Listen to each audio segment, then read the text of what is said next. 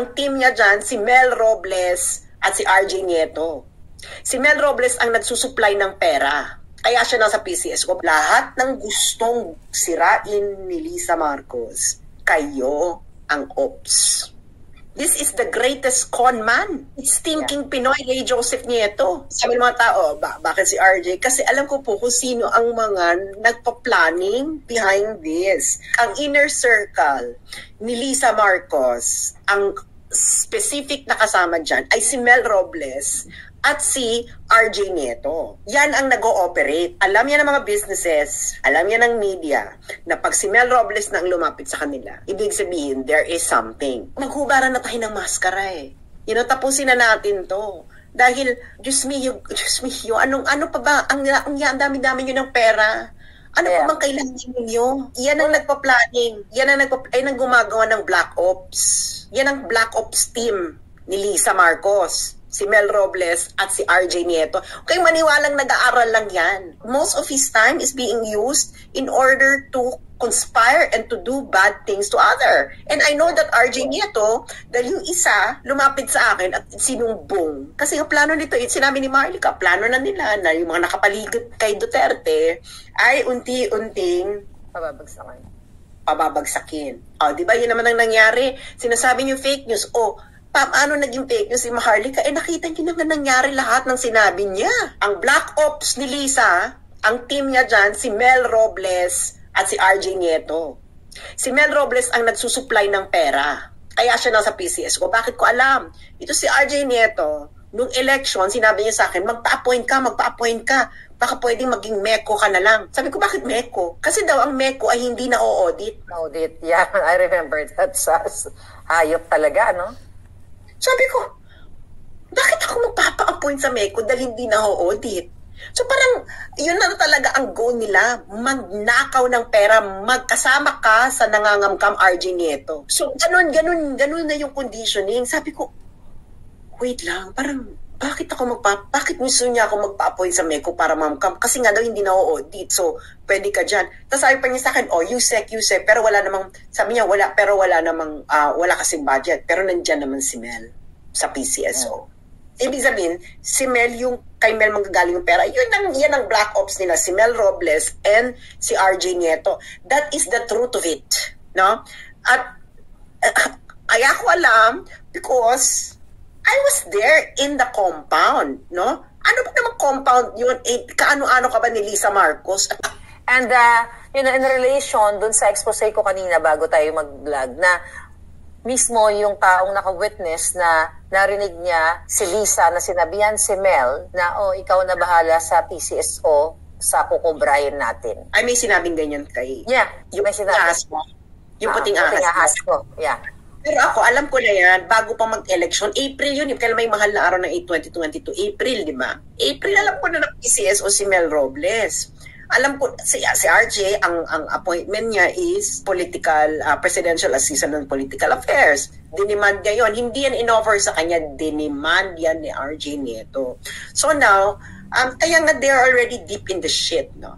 These two people. Yeah. Kaya hindi ito babaliktad. Pero mas mabuti nang alam ninyo kung sino ang nasa Black Ops ni Lisa. It's Mel Robles and RJ Nieto. Wala nang iba. So, ang ano talaga dito sa mga to is, hindi naman ako naniniwala na may gobyernong 100% malinis. True. Pero naniniwala akong may gobyernong garapal, hestas, hudas. Ito yun. Gobyernong ito. Kung alam lang ang mga nalalaman namin ni Maharlika na yung iba hindi pa pwedeng ilabas kasi nga yung mga madadamay, masusuka kayo sa kaputahan ng gobyernong ito. Alam ni Maharlika itong kwentong to 2022 pa lang. Kaya nga kaya itong si Maharlika, alam mo Maharlika, nakakarating sa akin yung sinasabi mo kay Naipay Mouse na, si Sas nandiyan pa sa Pilipinas, baka tamnan niya ng kaso, baka tamnan ng droga, Nag-aalala talaga ako sa inyo. Nag-aalala ako, alam mo yan, di ba? Gusto lang namin maging extremely wealthy, katulad mo, RJ Nieto, ginaya ka namin. Ikaw na rin nagsabi, RJ Nieto, noong December 2019. Nung pinilit mo akong bumalik mag-vlog, kasi nag-deactivate ako noon dahil ngayon yung nilulusob ako ng mga followers ko. Ayun yung sa may toilet issue ng trans. Petty. Yeah. And then sinabi niya sa akin, bumalik ka dahil kailangan ka sa social media. And I thought you are that kind of person. RJ Nieto. Ray Joseph Pengson Nieto. I thought that you're that kind of person. Ikaw yung pumalik tapos nag-post ka pa. Basahin niyo yung post niya noon. Ang title ng post niya, Salamat Marinsas. At sinabi mo pa, RJ, ganito ha. Kung we only played our cards well, both of us could have been multimillionaires. I think malinaw naman kung sino ang multimillionaire.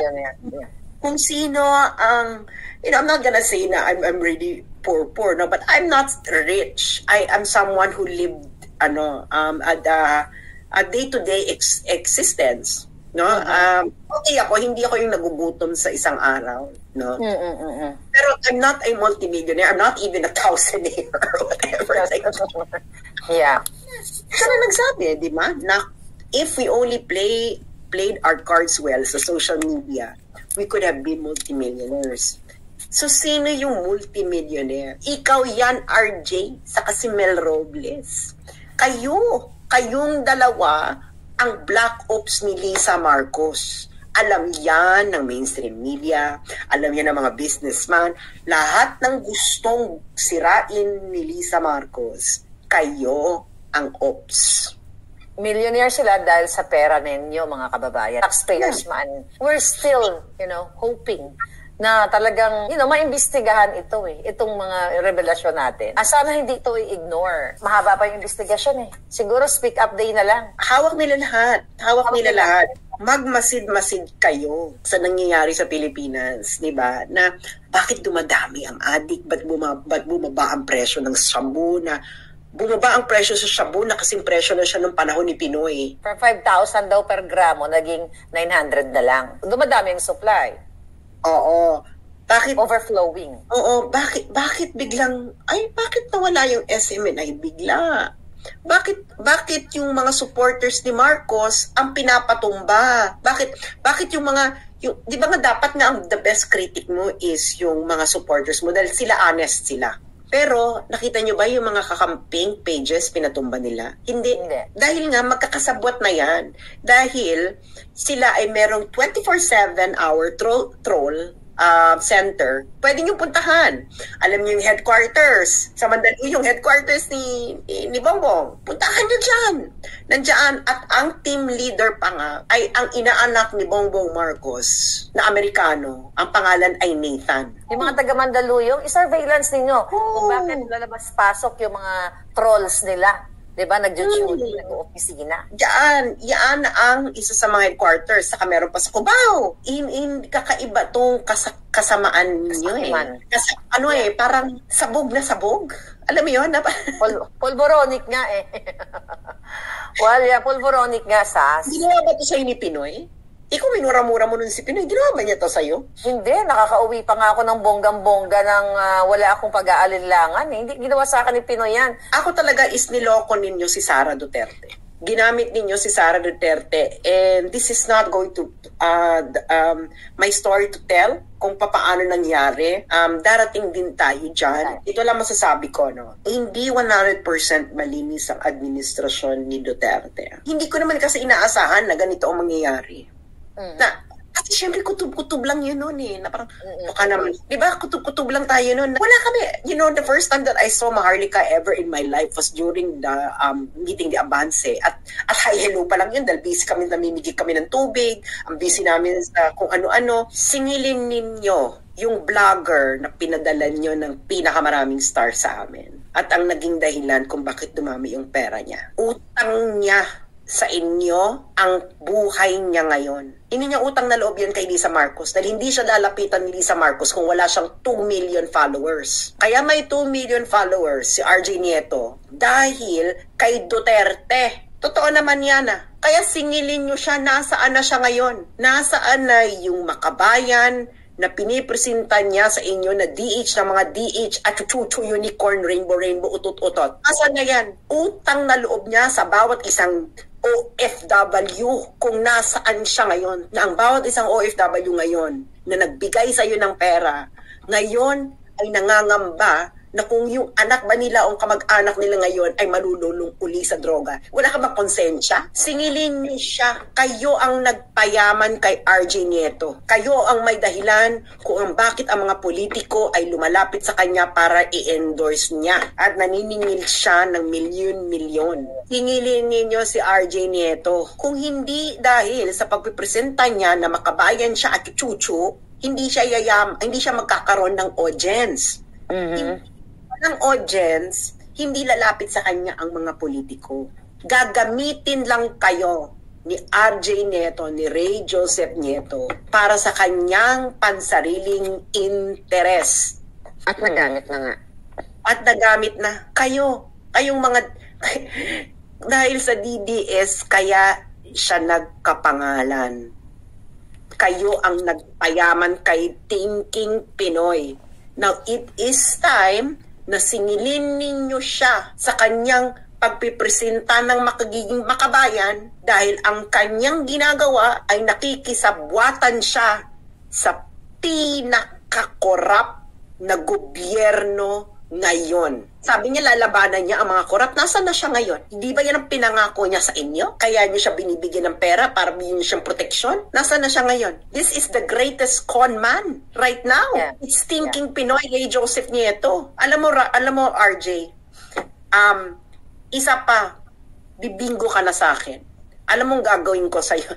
You will just know. I will not announce it, but isa pa, bibingo ka sa akin dahil you have become the monster that you have been hiding inside, and given the money and the power, you will unleash that monster. You, RJ Nieto, is not a patriot. You know what you are? Ray Joseph Nieto, Thinking Pinoy. You are a profiteer. Profiteer.